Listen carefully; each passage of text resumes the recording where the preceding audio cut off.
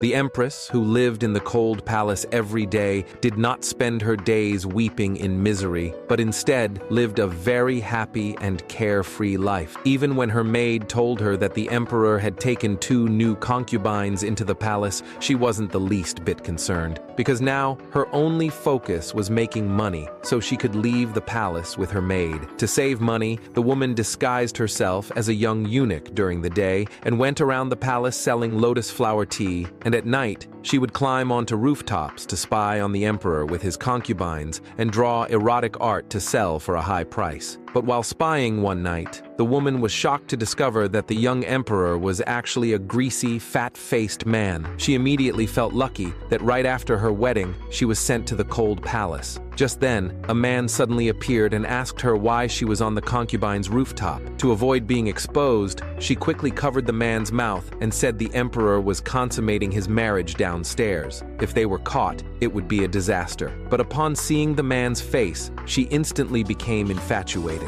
She had never seen such a handsome man. Hearing this, the man asked curiously, "The emperor? Wedding night?" The next second, the concubine's moans echoed out. The woman awkwardly asked the man, "Are you also here to sneak a peek?" The man didn't answer and instead asked who she was. She thought he was just shy about admitting it and enthusiastically started promoting her erotic drawings of the emperor and concubines. Unbeknownst to her, the man in front of her was the current emperor himself. Seeing how bold she was, the emperor said he didn't bring any silver and took out his personal jade pendant, thinking she'd realize she was trying to sell to the emperor himself. But the woman didn't recognize the jade at all, grabbed it, and immediately stuffed the erotic drawings into his hands, even gifting him a bottle of her handmade lotus flower tea. The emperor took a sip and instantly fell in love with it. Just as he was about to ask the girl how she made it, her face veil accidentally fell off. The emperor instantly fell in love with her at first sight, but unexpectedly, the girl suddenly told him, "Stop sneaking peeks in the future. This emperor doesn't have what it takes." The emperor was so mad, he spat out the lotus tea in his mouth. Just as he was about to scold the woman, she had already vanished without a trace. After this encounter, the emperor was completely captivated by her and immediately ordered his men to investigate her identity. Meanwhile, the girl returned to the cold palace and laid back comfortably eating grapes. When her maid came over to serve her,